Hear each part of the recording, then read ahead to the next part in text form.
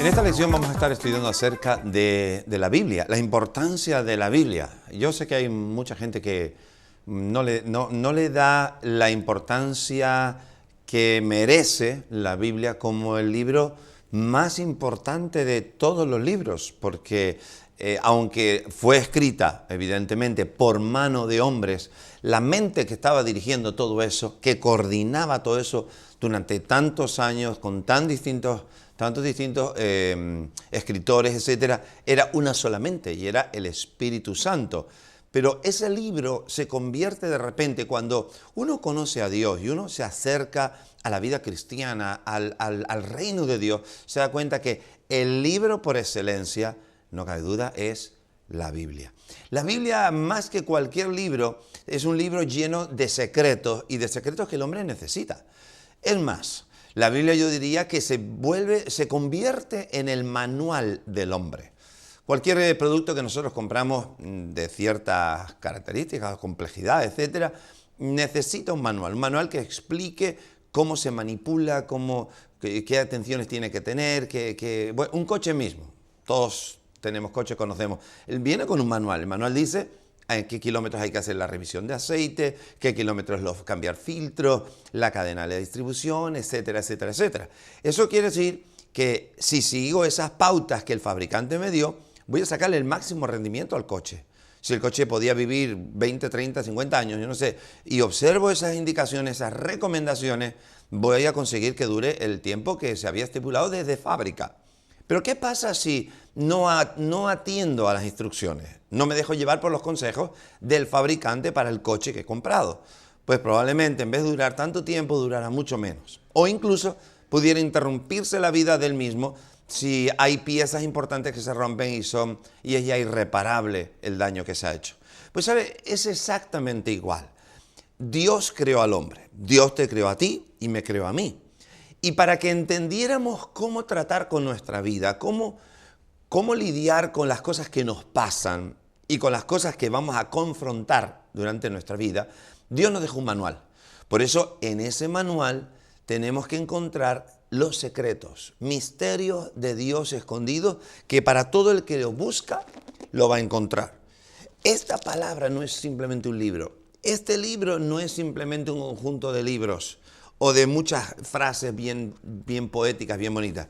Es el manual tuyo y mío. Sin esta Biblia no podríamos tener éxito en la vida. Sería imposible saber cómo Dios piensa. ¿Qué espera Dios de mi vida? ¿Qué planes tiene Dios con nosotros? ¿Por qué hemos venido? ¿Por qué vamos a morir? ¿Qué pasará después de la muerte?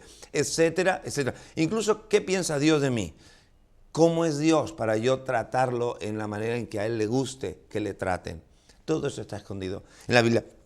Por eso tenemos que darnos cuenta que la Biblia se convierte entonces en el secreto en la vida del hombre. Vamos a leer en Hebreos capítulo 4, versículo 12.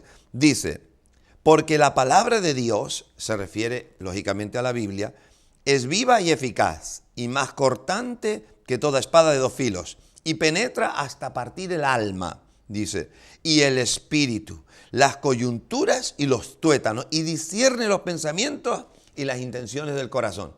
Donde no puede llegar la psicología, donde no puede llegar la psiquiatría.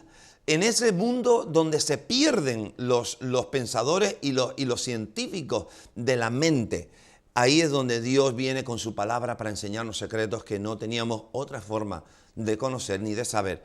Tenemos que fiarnos de Dios en los consejos que Dios nos da. Ahora, no cabe duda que cuando empezamos a practicar lo que Dios dice, entonces vemos los resultados que Dios dice. A diferencia abismal de los resultados que la psiquiatría o la psicología pueden alcanzar en la mente y en el corazón del hombre. Por eso, aquí dice que la palabra de Dios penetra hasta lo profundo, hasta los tuétanos. El tuétano es lo íntimo, lo que está encerrado entre los huesos. Hasta ahí. ¿Por qué? Porque la palabra de Dios está escrita por Dios, el que te conoce a ti y el que me conoce a mí. Por eso cuando el que nos conoce dice cosas íntimas nuestras, qué mejor que hacerle caso. Porque Él sabe, cómo funciona cada detalle de nuestra vida. La Biblia se convierte en el manual del hombre. Y es el pan de cada día.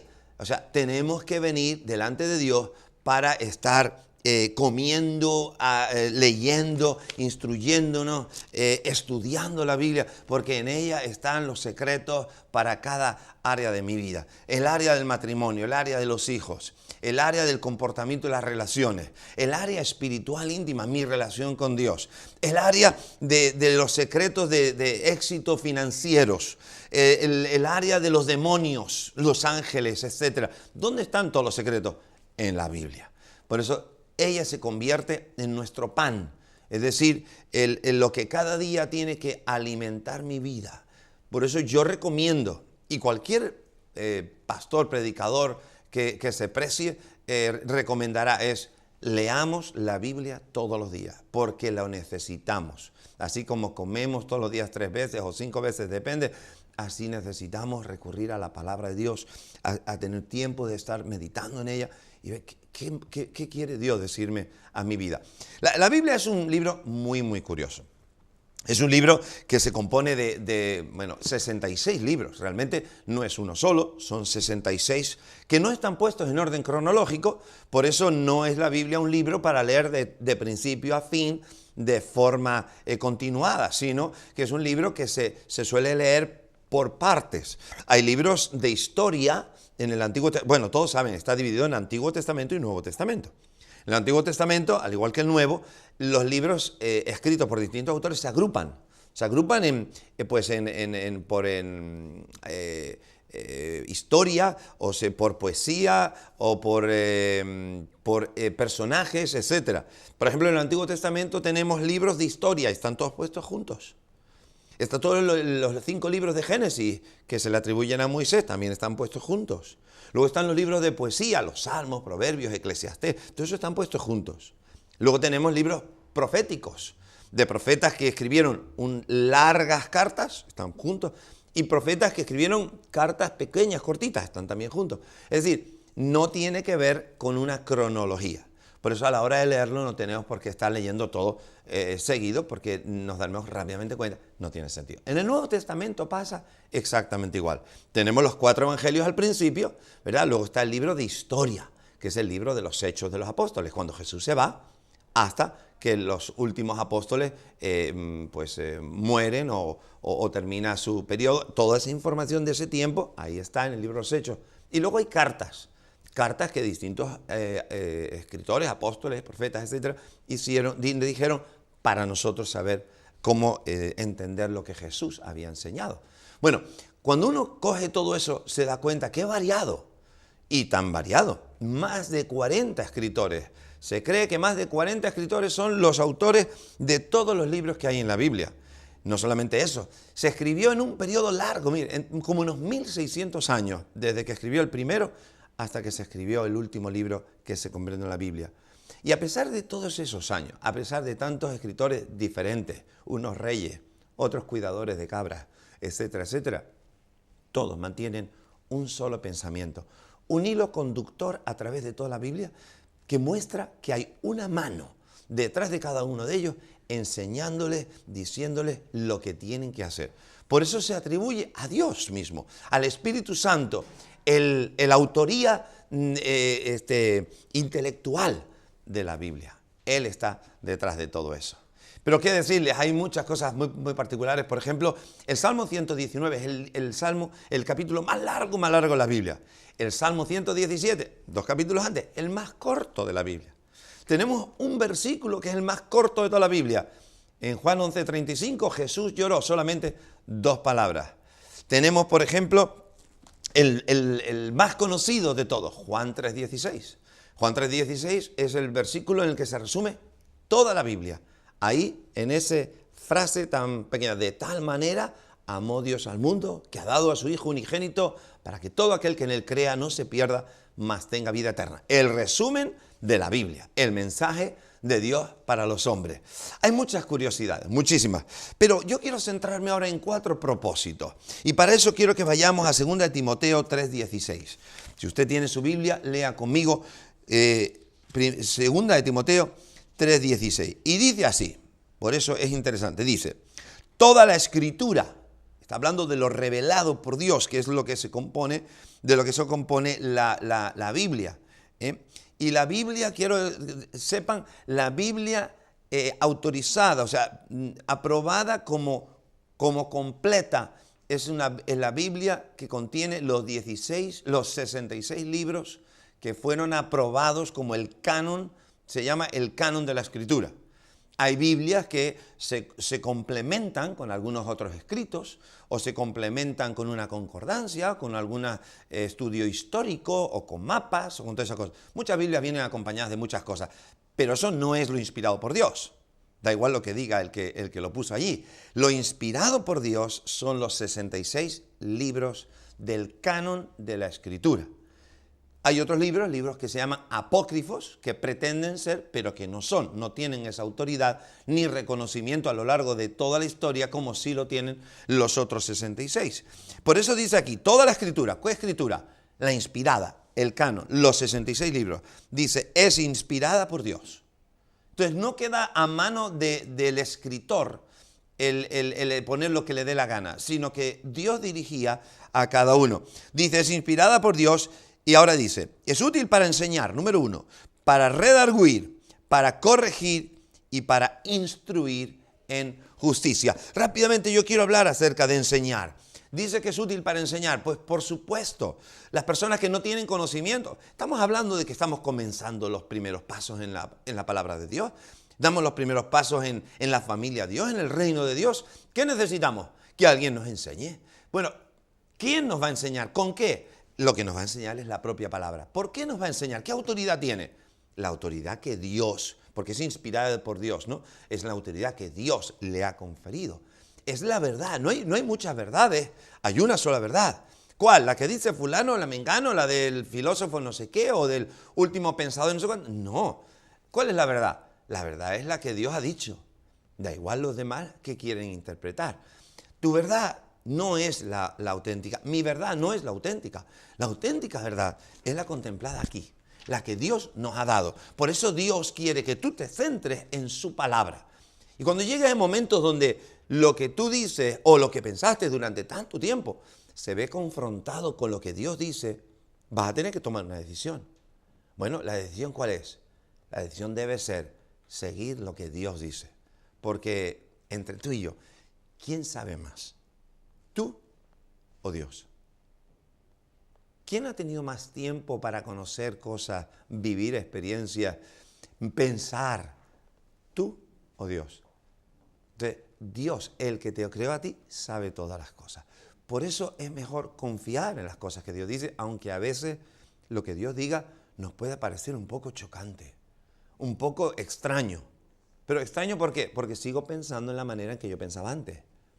Ahora tengo que empezar a darme cuenta que tengo que cambiar mi forma de pensar, tengo que cambiar el chip con el que he funcionado toda mi vida, marcado por el pecado, marcado por mi egoísmo, mi egolatría, y empezar a pensar como Dios piensa, que Él tiene la verdad, la única verdad. Jesús dijo, yo soy el camino, la verdad y la vida. Entonces, enseñar, claro, ¿el qué? La verdad.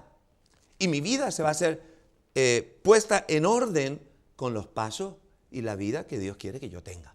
Ese es el primer paso. Decía que era útil para enseñar. El segundo, para redarguir o reprender. En otras palabras, es convencer del error, es llevarte al conocimiento de que estás equivocado. Y ahí entonces tiene que venir una decisión de corregir, o sea, de cambiar el rumbo. Pero ese redarguir, ese reprender, es para las cosas que están fuera de orden. Entonces, Dios viene con su palabra, una palabra de amor, pero es una palabra que determina. Y Dios dice, estás viviendo junto con tu pareja, pero no están casados. Entonces vienes a la palabra, empiezas a leer y de repente te das cuenta, uy, estoy mal. ¿Quién te lo ha dicho? ¿Un hombre? No, Dios te está convenciendo porque lo has leído. Sabes que la Biblia es la palabra de Dios y te das cuenta, Dios me está diciendo, tengo que cambiar, tengo que separarme, tengo que arreglar papeles, tengo que casarme, tengo que ordenar mi vida. Eso es redarguir. El Espíritu Santo te redarguye, pero ¿cómo? Cuando lees la Biblia, cuando lees la palabra de Dios. Y entonces tú sientes que tienes que cambiar. Estás viviendo muy livianamente, ¿verdad? Engañando a la gente, aprovechándote de la gente, faltándole el respeto a tus padres, desatendiendo tus obligaciones con tu pareja, con tu cónyuge o con tus hijos. Y vienes a la palabra y te das cuenta, uy, tengo que cambiar. Aún en la vida cristiana, llevando años, Dios sigue enseñándonos cosas y corrigiéndonos y debemos ser humildes y muy atentos, estar muy atentos para corregir, ¿verdad? Por eso dice para reprender. El punto número 3 dice para corregir. En otras cosas, en otro orden cuando yo estoy haciendo algo mal y me redarguye la palabra, entonces automáticamente ¿a qué me impulsa? A corregir. Ese sería el siguiente paso. Y ahí es donde Dios te quiere llevar. No solamente a que sientas la pena, la tristeza, la tortura en la mente de que estás equivocado, sino que te lleva a la corrección. Estaba mal, ahora me voy a hacer bien. ¿Y cómo lo hago? La palabra de Dios me lo enseña. La palabra de Dios me lo enseña. Por eso dice que la palabra de Dios toda la escritura es inspirada por Dios, útil para enseñar, para redarguir, para corregir. Y dice aquí al final, para instruir. ¿Instruir por qué? Porque necesitamos, decíamos al principio que era para enseñarnos, enseñar doctrina, pero esa instrucción es una instrucción cara al futuro, me va formando. Dice la Biblia en Proverbios, instruye al niño en su camino y aun de viejo no se apartará de él. Nuestros hijos, por ejemplo, necesitan esa instrucción. No solamente es enseñarlos para que sepan lo que es el bien y el mal, es encaminarlos. Instruirlos es formarlos, es darle forma. Con la información que les doy, estoy dando forma a su corazón y va creciendo. Por eso, tú y yo necesitamos eso.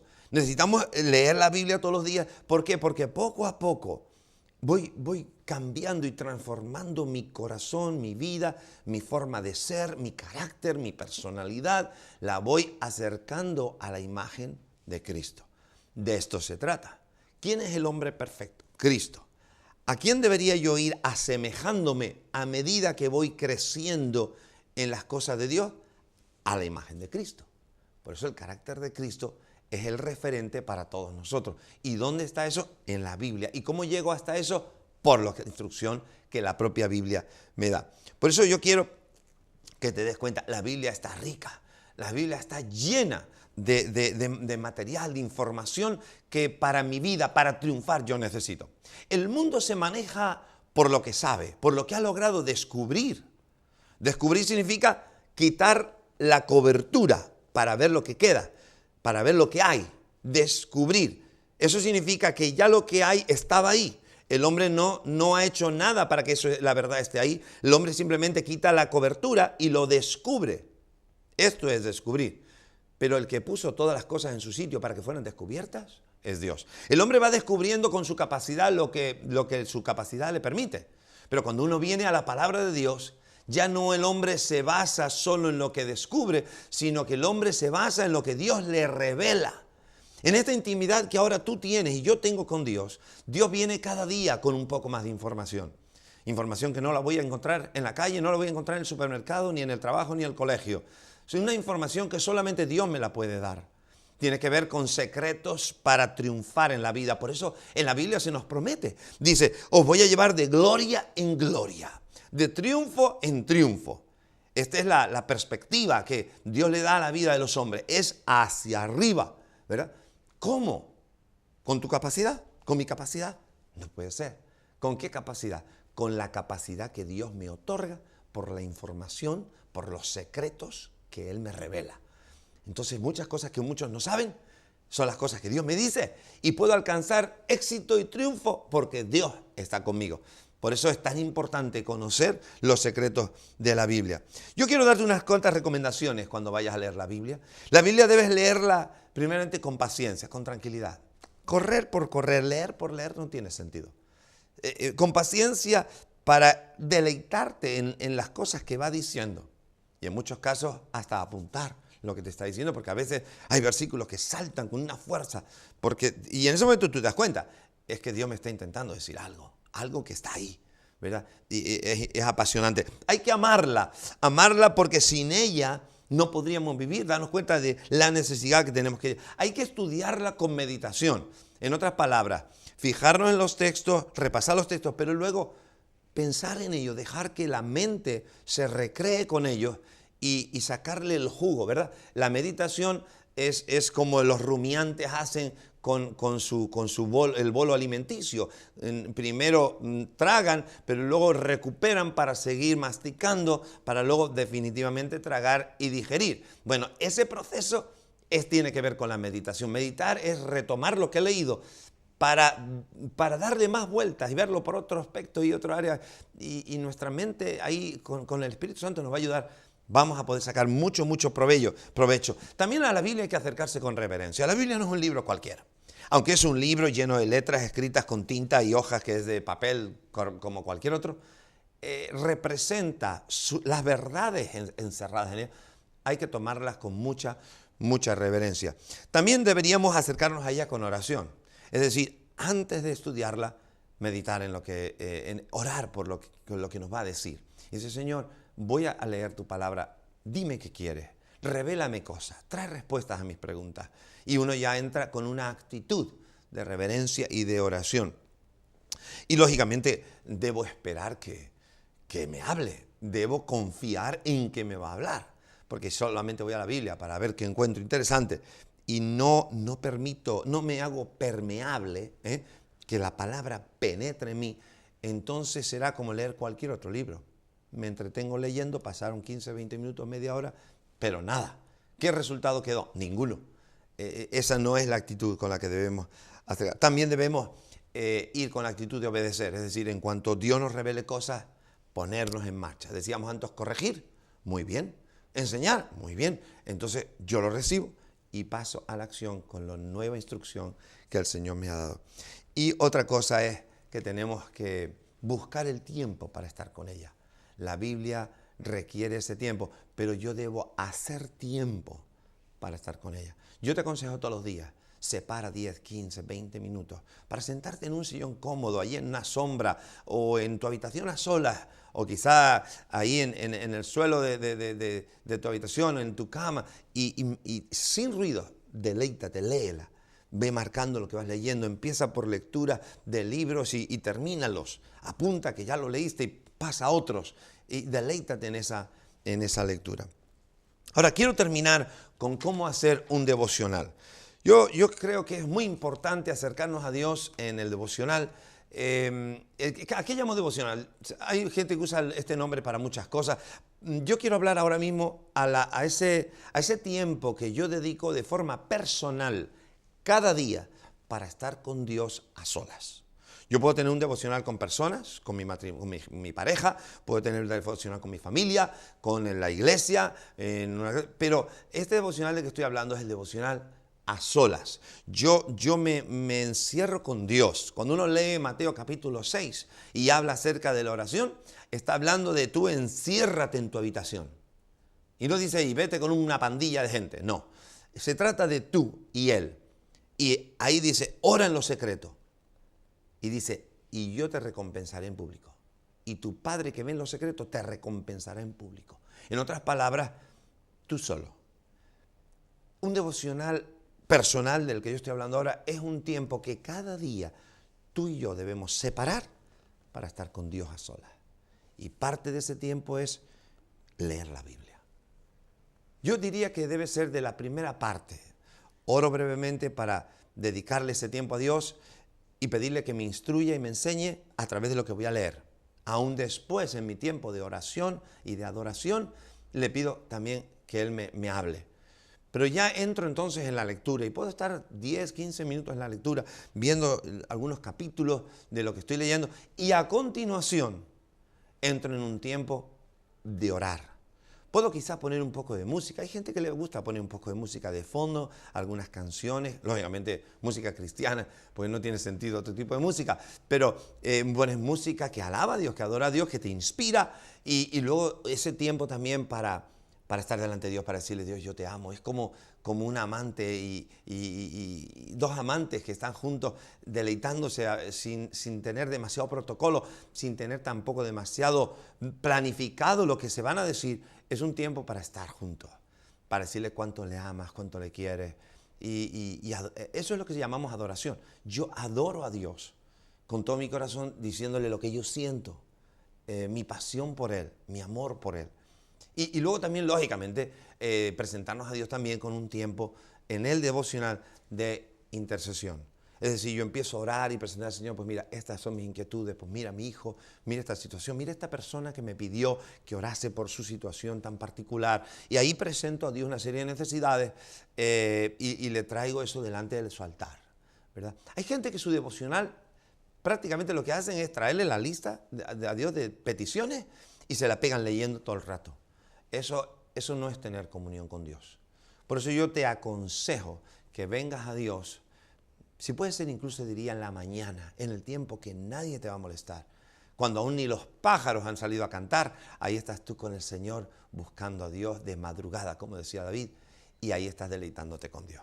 Yo quiero en esta ocasión terminar este momento también con una oración, como siempre, pero pidiéndole a Dios que te revele la importancia de este libro, la importancia de la palabra de Dios para tu vida, como lo es para mí, como es para millones de personas en el mundo, la importancia, porque Dios nos la dio para que la leyéramos, para que nos instruyéramos, para que corrigiéramos nuestra vida, para redarguir nuestra actitud, nuestra vida en esta tierra. Dios quiere ayudarte y Dios quiere que tú triunfes. Aquí está el secreto para todo eso.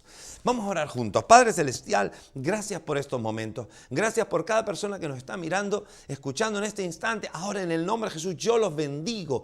Pido, Dios, que la palabra que han escuchado, Señor, rompa cadenas en su mente. Señor, traiga luz. Señor, los llenes de tu poder. En este momento se inspiren.